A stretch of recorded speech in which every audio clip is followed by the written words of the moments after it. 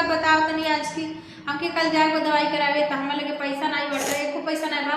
खोला तनी गोलक, देखा तनी गोलक में कितना पैसा बा कितना नहीं। 3-4 स्क्रू खोल दिल बनी, 2 स्क्रू बाकी बा जो कि खोला तनी और देखा तनी कितना पैसा बा हमारे लगे कितना नहीं। काहे से कि हमके ना लगा था पैसा हो 200-300 रुपया हो सकती है। काहे से कि सारा पैसा हम खा लेले बानी। अब देखा तनी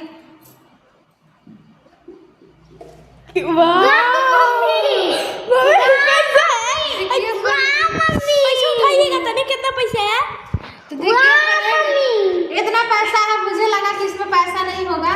और देखिए मेरे दवा कराने पर का पैसा है, ज़्यादा पैसा लगता है, तबीयत ज़्यादा खराब रहता मेरा।